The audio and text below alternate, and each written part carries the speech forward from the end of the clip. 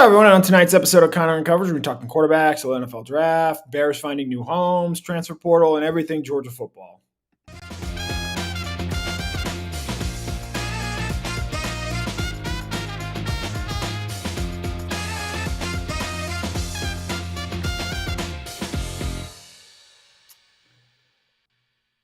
All right, welcome in everyone here. My name is Connor Riley. We do this every Sunday night at 7:30. It is Connor and Coverage, talking the latest in Georgia football news, notes, updates, a little bit of news right before we come on. Bear Alexander, to the surprise of absolutely no one, announced his transfer decision. He will be going to USC. He was out there for a visit this past weekend. USC was always the expected frontrunner to land Alexander's services when he went into the transfer portal prior to Georgia's spring game last week. I can tell you that USC made a strong push to try and pull him into the portal back in the January window there as well. So very little surprise that Alexander ends up going to USC. My understanding is Georgia did not make a very big effort to keep Alexander once he went into the transfer portal.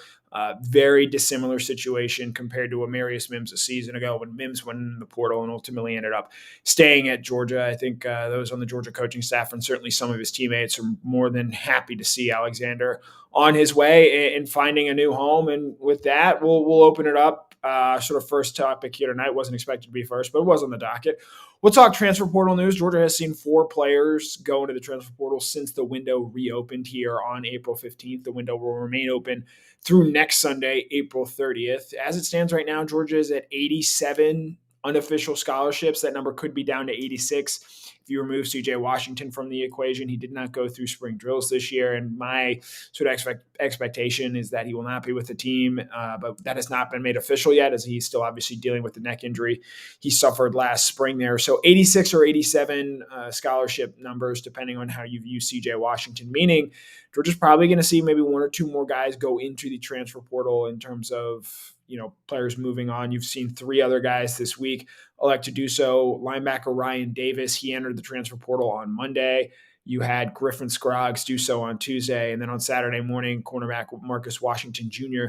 did so, becoming the 4th member of the team to enter the transfer portal that participated in spring practice. Shane Washington as well, another former Georgia defensive lineman who was not with the team during spring drills, has entered the portal as well there. So in total, 15 guys from Georgia's team last season have gone into the transfer portal. So far, 10 of them have found new homes. All 10 will be playing at Power 5 schools next year. I think that speaks to just the job Georgia does in terms of developing players and putting guys in a position and how attractive those guys are to other schools. You have a guy like A.D. Mitchell at Texas. Obviously, you have the trio of Arik Gilbert, M.J. Sherman, and Jacob Hood at Nebraska. You have Brett Seither at Georgia Tech. You have, obviously, Alexander now at USC. You have Jaheim Singletary at Arkansas. Rylan Goody will enroll at Mississippi State later this offseason. And I think that might be everyone. I'm sure there's 1 or 2 that I'm missing that I forgot. Trezor Marshall is at Alabama. There you go. I think that gets us to 10 that have announced so far. And Georgia's probably going to see a few more guys. It's interesting to note that 2 of the, really 3 of the 4 guys that went into the transfer portal in this spring window, Alexander, Griffin Scroggs, and Marcus Washington Jr., were all guys that signed as members of the 2022 Georgia class, meaning they had only had 1 year on campus. Marcus Washington Jr. just went through his first spring, whereas Alexander and Scroggs were with the team a year ago. Alexander did not participate in spring as he was recovering from a shoulder surgery, but it is at least interesting that these are younger guys Georgia would probably think would have a longer runway at the university, electing to go play elsewhere, whereas I think Ryan Davis is maybe more where Georgia expected a veteran who was battling for playing time. Maybe he got it out, go through the spring, really impress and earn a spot in that rotation. But with EJ Lightsey having a really strong spring, with Xavier Sori having a really strong spring day there, it didn't come as a surprise to see Davis enter the transfer portal. As far as Scroggs, it's a little interesting. Obviously, Georgia's going to have some guys off that offensive line transfer, just given how many bodies they have in that room there. Scroggs was a Georgia Tech commit during the recruiting process. Ultimately flips to Georgia. I wouldn't be shocked if he ends up going to Georgia Tech there as well, even with Georgia playing them next season, as they do in the annual rivalry at the end of the year with clean old-fashioned hate. Marcus Washington Jr. as well, guy who actually enrolled at Georgia a year early and is now going to look to play elsewhere. Redshirted last season. He's got 4 years wherever he ends up going next. Cannot go to an SEC school as right now the SEC transfer portal window closes on February 1st. And so wherever Washington plays next will be at a different school in a different conference. Obviously, Washington is the son of former Georgia linebacker Marcus Washington Sr., and originally, he was in the 2023 recruiting class, a guy that was expected to come in and play cornerback alongside a guy like A.J. Harris, who they brought in. And then obviously this summer, they have Daniel Harris and Chris Peel joining. Those guys were all originally 2023 recruits, but last summer, Washington Jr. reclassifies, gets to Georgia early, plays in sort of that star position. And I think Georgia may have wanted to keep him there, whereas Washington probably envisions himself as an outside cornerback. And I think he's going to wherever he goes next, probably want to continue to play that role and be a larger player. And he leaves Georgia, as all the guys do, with a championship ring as members of the 2022 championship team there. So they put the work in, and ultimately, while not everyone may love it, especially with the Alexander news and where him going to USC. And I know obviously a factor there. It's really the second straight year we've seen USC use the spring transfer portal window to land a premium player. Last year they did it with Jordan Addison from Pitt. Alexander goes from Georgia to USC. Obviously, playing time, as we talked about here last week on Connor in coverage, a big reason why Alexander is looking to go elsewhere. Did not want to be a member of Georgia's defensive line rotation, wanted to be a starter, wanted to play that sort of Jalen Carter level of snap counts, and quite frankly, he just hadn't earned or shown the ability to do that yet. He's going to go to a USC team that was one of the worst defenses in the country last year. Very clearly kept them from not only winning the Pac-12, but from getting into the college football playoff. And so it wouldn't come as a shock if we do maybe see Georgia play Alexander once again. USC is going to be a really talented team with Caleb Williams back there. And look, Alexander wanted to play more, wanted to get more snaps. He's going to get that at USC. That defense is awful. He is, I think, pretty quickly the best player on that defense in terms of what they have from a talent standpoint, even as unproven as he is. And he's going to get a chance to make a major impact there at USC. And if he's okay sacrificing, some of the potential team success that he would have at Georgia, I think Georgia's going to be, the number one team in the country to start next season, could very well end the season as a national championship once again, to go play for a Lincoln Riley and a USC team that, the defense has always been an issue for Lincoln Riley, and it seems to be getting worse. And while, yes, landing a guy like Alexander certainly helps, and as they get more established there year two at USC, defense was a major problem for them at Oklahoma. And as they got deeper into the Lincoln Riley coaching tenure, they kept taking steps backwards, which is, I think, very concerning from what you saw in terms of success. Obviously, 2017, they come real close to beating Georgia in the Rose Bowl, a thrilling game there, one of the all-time, great 21st century football games between those two schools. Next year, they go and they get blown out by Alabama right out of the gates before making it close there with Kyler Murray in the end, losing in the Orange Bowl in the college football playoff semifinal.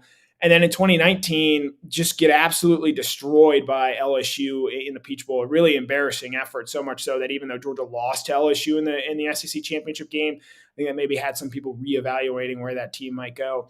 They missed the playoff in 2022, and they do so again in 2021. And then obviously Lincoln Riley leaves for USC. And then last year, I think similarly, you see they lose to Utah twice in really, embarrassing fashion, especially the second time. And then even with Caleb Williams playing, they find a way to lose to Tulane in the bowl game. So it'll be very interesting to see what USC does. Now they add Bear Alexander. I can tell you, Georgia, defensively, they're going to be just fine. That defensive line, well, maybe not as deep as it has been in years past. And maybe you do have a question about who the true alpha or the true star in that defensive line is. You didn't necessarily have that in past years with Jordan Davis coming back, with Jalen Carter entering his third year there.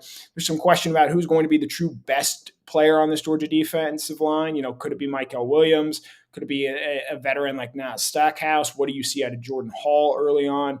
It'll be interesting to see what we see from this defensive line. But even losing a guy as talented and as promising as Alexander, I think you can trust in what Trey Scott has done in recent years with this defensive line to get that group to where it ultimately needed to be and where I think it ultimately will be come the 2023 season. So that's a little bit there on the transfer portal news, the latest on Bear Alexander, obviously committing to USC shortly before our show tonight. So plenty of news notes out there as well. With that, we will transition to our sort of what was supposed to be our first topic here, but while it was a busy week with the transfer portal, perhaps the most interesting news when it comes to Georgia is who didn't go in the transfer portal, who has not yet, I should say, go into the transfer portal, as the portal window will be open until April 30th. And the biggest news of all, Brock Vandergriff not entering the transfer portal. We are not surprised by this. We've been kind of tipped off that he was looking to stay. He graduates in December. That was a big key there, along with the fact that he couldn't transfer within the SEC as that portal window closed in February. I can think of two schools in particular, Auburn and Florida, that would have loved, I think, to add a player like Vandergriff to the quarterback room. But the fact that he is unable to do so, I think, is going to only continue to keep him at Georgia, at least through the fall. And we'll see where things go and how things develop. And I think there's a real big benefit to, obviously, Vandergriff sticking around. Yes, if he was going to go get starter reps at a school like Auburn or Florida and sort of have that easy paved road, I think he maybe would have taken it. But that's not the case. And look, we've seen in recent seasons, backups have a tremendous impact, not just within a team structure at the SEC level, but within the national championship picture. 2021, no one thought Stetson Bennett was going to do much of anything. Many thought he was going to be a third string quarterback when Georgia started that season, but ends up beating out Carson Beck in practice when JT Daniels go down. JT Daniels got hurt a second time during the 2021 season, and Bennett kept showing coaches in practice and teammates in games to do enough to be the starter for the full season, and ultimately ends up leading Georgia to a national championship, had touchdown drives on his final two offensive possessions to win Georgia their first elusive national championship in 2021. And then obviously got better in 2022 as he led them to a national title. But you even see last year, a guy like Bryce Young missed a game against Texas A&M. Jalen Milroe had to step in to be the starting quarterback there. We've seen, Jaden Daniels pick up injuries last year for LSU, Hendon Hooker at Tennessee. Stetson Bennett last year was actually a little bit of an anomaly in terms of his ability to make it fully healthy through all 15 games for the University of Georgia. You look at some of the playoff teams, TCU, Max Duggan wasn't the starter to start the season there, and he ends up being a Heisman Trophy finalist and finishing second in that job. J.J. McCarthy was battling Cade McNamara to be the starter at the beginning of last season for Michigan. So we've seen in college football in recent years the value of having high-quality backups. And I say backups, they're plural, because I think Gunnar Stockton is also just as capable. Yes, now he's not as developed as I think certainly Brock Vandagriff, but very much so Carson Beck. But I think Georgia and Kirby Smart has said as much. There's no false bravado when it comes to talking about the Georgia quarterback room this spring. I think they legitimately believe that all three of those quarterbacks, Carson Beck, Gunnar Stockton, and Brock Vandagriff, all three of them are capable of leading Georgia to wins and helping Georgia accomplish what they want to do. Now, spinning it forward, obviously they still have to decide who is going to be that starting quarterback, and I don't expect that decision to be made until late August, even though I think most people who watch the spring game feel very good about what Carson Beck is going to be able to bring to this team. I thought he was super sharp. I thought he was poised.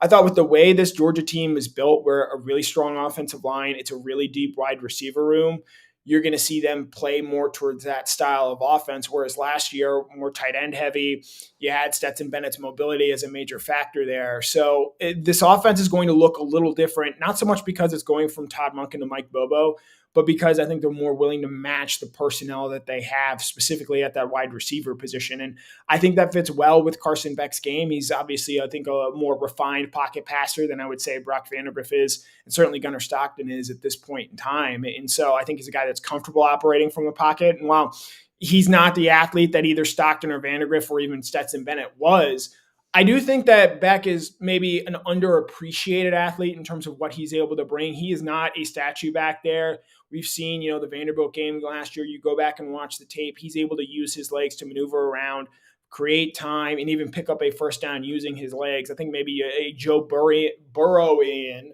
level of athlete there in terms of a guy that when you need him to, he's capable of using his legs to pick up first downs, but prefers to beat you in the pocket with his arm. And so I think that's going to be something that's interesting to watch as he continues to mature and develop. But, we've seen it time and time again. It only takes one hit to knock you out. And, God forbid if it's a knee injury or something more significant, he has to miss time.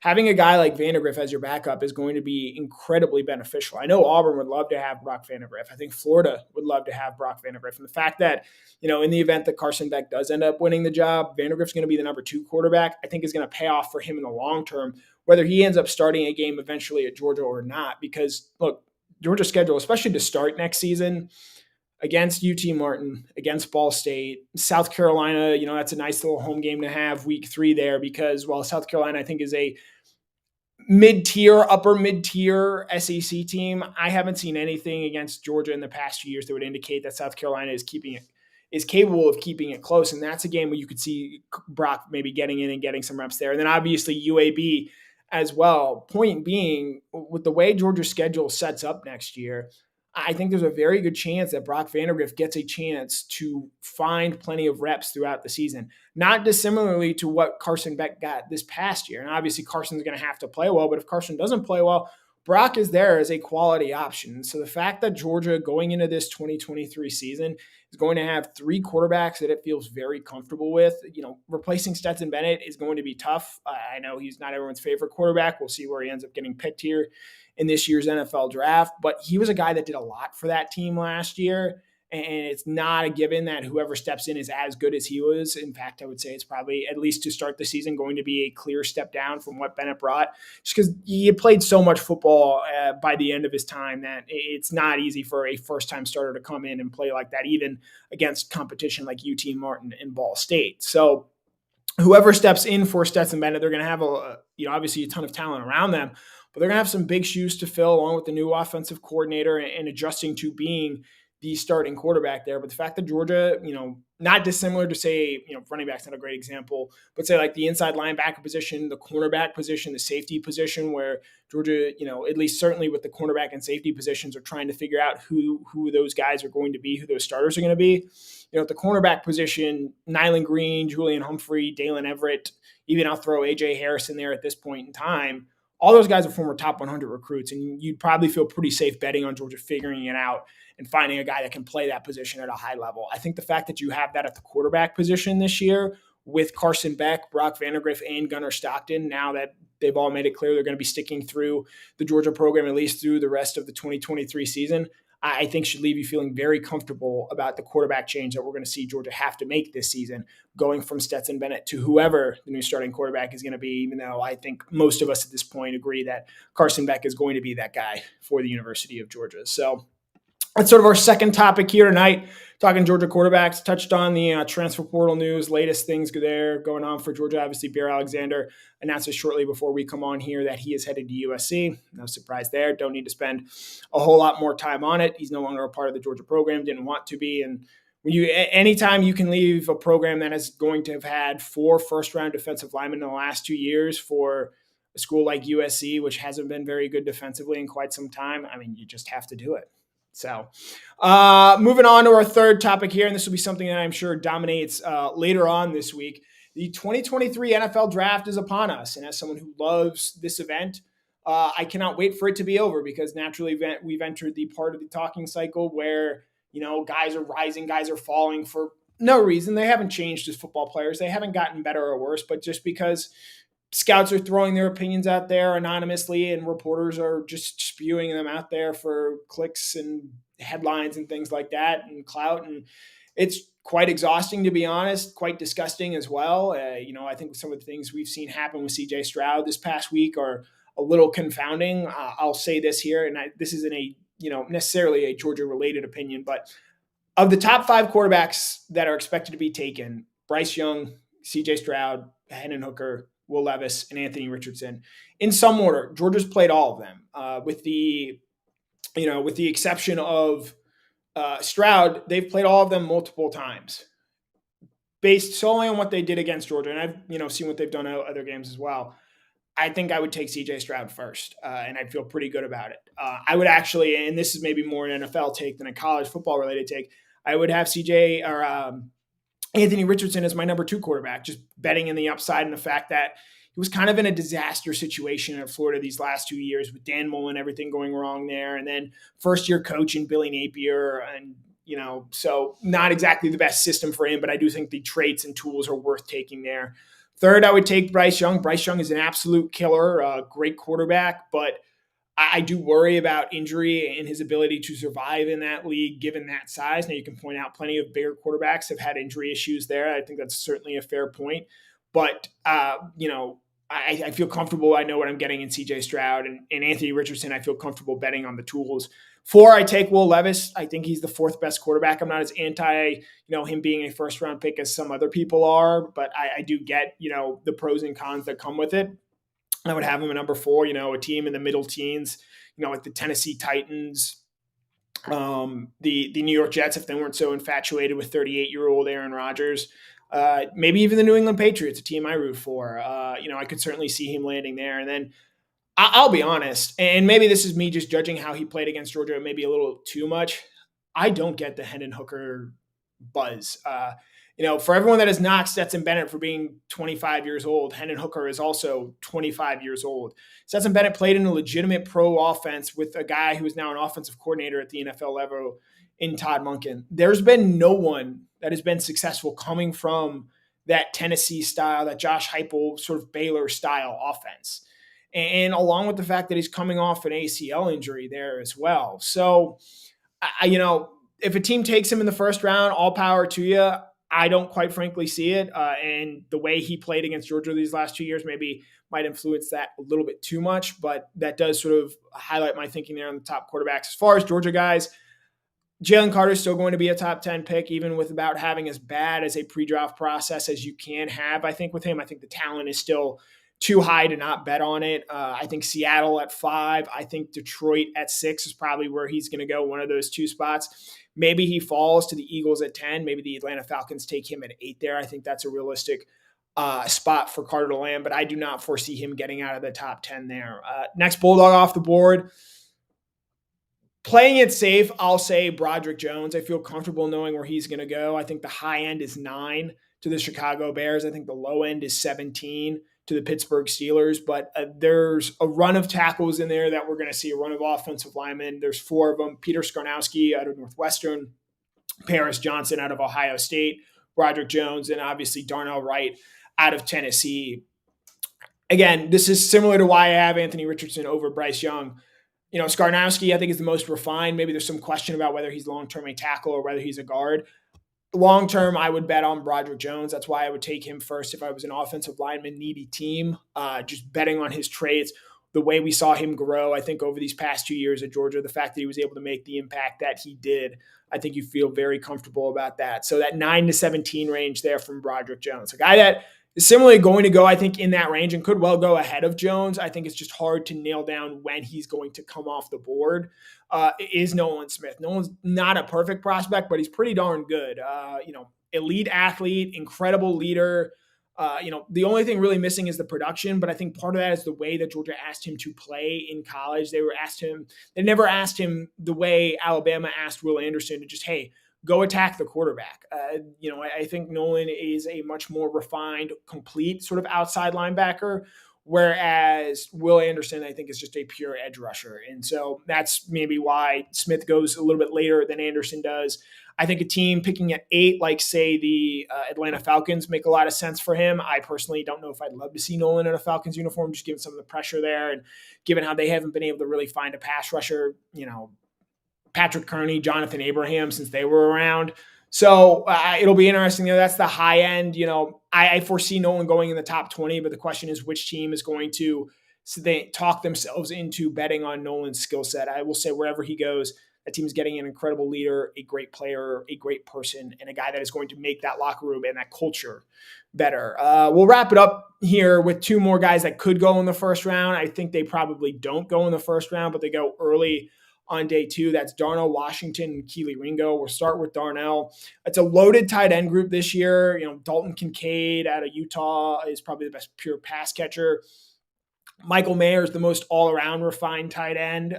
Darnell, best blocker, probably highest upside, leaves maybe a little bit to desired in terms of what he can do as a pass catcher. And it's not all his fault when you're playing with Brock Bowers. Makes sense why your team would use you in the way that they used Washington. And then Luke Musgrave out of Oregon State, I think he's pretty clearly the 4th option. I could see a team like the Cincinnati Bengals at the end of the first round targeting Darnell Washington, maybe the New Orleans Saints there as well, as they love flexibility in their weapons in terms of what they're looking for there. So teams, picking at the end of the first round, early second round, I think Darnell would best be served if he's going to a team that is already winning a little bit or is closer to winning. That way, I think the difference that he makes as a blocker in the run game can help a team on the margins more so than a team that is not very good and is willing to take the long-term development plan when it comes to Darnell Washington. And then Keely Ringo, similarly to the tight end position, it's a really strong cornerback class this year. He's not going to be one of the first three cornerbacks off the board. That's going to be in some order. Christian Gonzalez out of Oregon, Devin Weatherspoon out of Illinois, and Joey Porter Jr. out of Penn State. He's sort of in that second tier. I know he gave up a lot of plays in man-to-man coverage this year. You guys talked about it all year long. I feel very comfortable betting on Keely Ringo's football. I feel very comfortable betting on his sort of football culture, the way he's willing to get better, and the little things, the intangibles that come with it, along with just, a freak athletic ability. He's a guy that hasn't played a ton of corner. And while, yes, the NFL is not a developmental league, I think he's a guy, the more snaps he plays, the better he's going to end up being. And I think long term, that's what you're betting on when it comes to Keely Ringo. Maybe a team like Minnesota late in the first round takes a pick on him, but I think he's going to go within, say, the first 15 to 20 picks of day 2 in the second round there. So that's a little bit on the first rounders. We'll have plenty of NFL draft stuff. If you guys are watching us on YouTube, we have our Dogs in the Draft series where Mike Griffith and I break down every draft eligible Bulldog that we expect to be selected or to be prioritized as a free agent next week. So busy week up ahead. Obviously, I am holding things down this week for DawgNation as a number of you guys are on the DawgNation cruise. Hopefully some of you guys are watching from there, or hopefully you're actually out enjoying the cruise and all that Royal Caribbean has to offer there. But with that, we will open it up to questions, comments, any thoughts you guys might have in terms of what are you seeing things, thoughts, draft, quarterbacks, whatever you guys really want to talk about. I know the Celtics and Hawks are playing right now, so we'll see how that goes. Let's see. Rick, well, last year Atlanta did take Justin Schaefer and John Fitzpatrick. That was in the 6th round. But it's been certainly a long time since they had drafted anyone of that, caliber early in the draft. And I think that would maybe mark a shift away from the way that franchise has been run in recent years. So it'll be interesting to see what the Falcons end up doing, because Lord knows they need help. They need to get better, and they've got plenty of guys, I think, that fit with what they're looking for. Let's see. Joseph Kennedy, this is one of the guys who's become much more interesting in the news of Bear Alexander transferring out. What we see this year out of Jordan Big Baby Hall is going to be really interesting. Georgia's had freshmen come in, not play a massive role. I'm not saying he would have played a role as big as Bear Alexander has, but Jalen Carter made an impact as a freshman. Jordan Davis made an impact as a freshman. Trayvon Walker found a way onto the field as a freshman. So it's not unheard of. Michael Williams led the team in sacks last season as a freshman. So if Jordan Hall is able to, I think, tune up his body a little bit, he's got some baby fat that he needs to lose and shred. And so as he gets more adapt to the college weight system and strength and conditioning program there at Georgia, as he gets his body in shape, I think that's going to help him become a more disruptive player. And with how deep Georgia is, especially along the interior, I think Zion Logue pointed out they had 6 guys last year as defensive tackles play over 100 snaps over the course of the season. They rotate heavily. I think that's going to help a guy like Jordan Hall, where he's not going to be asked to do a ton right away and grow into a role over the course of the season. I think, like we've seen so often with freshmen, like we saw with Mike Kell last year, a guy who takes on a bigger role as the season develops. And so while early on he may not, be doing a whole lot, he might be buried behind guys like Zion Logue, Stackhouse, Warren Brinson, guys who've played a ton of snaps, and you know what you're getting from. I think it'll be interesting to see how he sort of goes and develops this year as a freshman. I think he's become much more interesting there. Let's see. Thoughts, comments. Let's see. Scroll down. James, this is a good take from spring. I don't know how much Janelle Aguero is going to get a chance to play this year, especially if they move Javon Bullard into that safety spot full time and you have Tyke Smith there taking over the star role. That guy looks like a Division I ready safety. And the fact that he already looks that way as a freshman who's only gone through 15 practices, I think that is something that is very encouraging there. in terms of what you have at that safety position long term. Obviously, Malachi Starks entering his second season at Georgia. Javon Bullard will be draft eligible after this year. I believe this is going to be Tyke Smith. Or Tyke Smith might have one more year of eligibility after this year, but I would imagine if he plays well, he's likely off to the NFL there. So, the fact you have a guy like Janelle Aguero who you can afford to be patient with and not necessarily have to rush out there like you did see Malachi Starks last year, I think that'll be sort of interesting there to watch. One thing, and Jerry, I'm glad you brought this up. This did not come up in our quarterback discussion, and it just feels like forever ago at this point. I feel like all the Georgia fans out there were on pins and needles waiting for Dylan Raiola watch. I feel like maybe that announcement flew too close to the sun and pulled an Icarus, and so now we're sort of just waiting to see when that is going to happen. I will say I texted Jeff when the chatter was starting to pick up that if it was going to happen, it was going to happen when Jeff, BA, Mike, BJ, our social media person, Casey, where they were all on a cruise ship with limited Wi-Fi and availability. That would be when Dylan Raiola would make that announcement. So, with that being this week, be on the lookout for that, knowing just how those things kind of tend to go in this business. As far as how a Raiola potential commitment would impact Georgia's quarterback room in the short term, I don't think it would. I think you're probably seeing one of those guys leave at the end of the 2023 season anyway, whether that be, Carson Beck plays himself into an NFL draft type quarterback where he can go, even after making, say, 15 starts, can go on to the NFL. Or if Carson, good but not necessarily great and wants to come back for another year, Brock will be graduating. And if it's clear that Carson's coming back, I think that makes it clear to a guy like Brock, who's certainly talented and capable, that, hey, you might want to go look elsewhere to find playing time. Because, Carson in and of himself is an anomaly in terms of waiting his time at Georgia. He is the only player from his recruiting class, or at least among the top 50 quarterback prospects, that either has not transferred or has not started a game yet. That is incredibly rare. And it's been pointed out on social media, and I'm not the first person to do this, but when you look at Georgia's quarterback room, for as much flack as Kirby Smart caught, when Eason transferred out and Justin Field transferred out after 1 year, the fact that you have Carson Beck waiting 4 years, Brock Vandagriff potentially waiting until his fourth year, Gunnar Stockton waiting multiple years. These are guys that are all high-level quarterbacks, guys that had offers to go play elsewhere. Florida at one point very badly wanted Carson Beck. Brock Vandagriff committed to Oklahoma, could have gone elsewhere. Gunnar Stockton committed to South Carolina as well. These are guys that could have gone and played anywhere, not just as high school recruits, but I think as well with the transfer portal. The fact that you have this kind of commitment and this willingness to stick around, I think speaks to, Kirby Smart knows what he's looking for in his quarterbacks, and specifically on a larger scale, the players on his team. He wants guys that are going to stick around and be willing to stick it out. And I think he's found that pretty consistently in the quarterback room.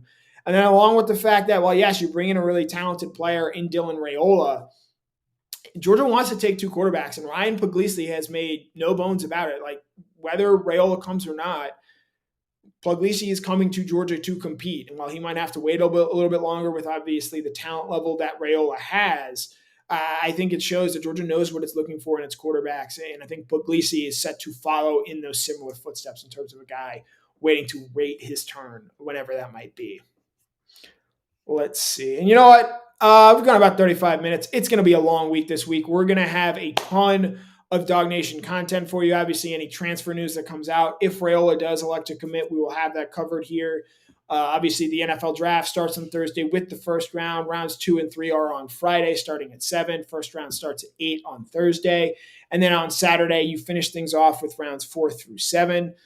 So plenty of DawgNation news this week. Just because BA is on a cruise does not mean that he took any shows off. I can assure you he did not. He has pre-recorded shows every Monday through Thursday. I believe I am on the Monday and Tuesday episodes of those shows. So plenty to look for there. We are also going to do a show on Friday morning. I will be hosting that. Hopefully BA is able to join me. We'll recap the draft. Maybe by that point we're talking about Dylan Raiola's commitment. Who knows? We'll see what happens there. But a ton of stuff out there. Obviously, big news tonight. Bear Alexander enters the transfer portal, leaves to go to USC. Talked a little bit about the quarterbacks there tonight as well as previewing the 2023 NFL draft in terms of first rounders from Georgia and who might go where and what teams make sense for them. So thank you guys so much for tuning in. This has been another edition of Connor and Coverage. We'll be back here next Sunday night recapping the NFL draft, what it means for Georgia football, what it says about Georgia football, and anything that happens in between now and then, I'm sure we will discuss it as well. So thank you guys so much for tuning in. My name is Connor Riley. This has been a DawgNation production.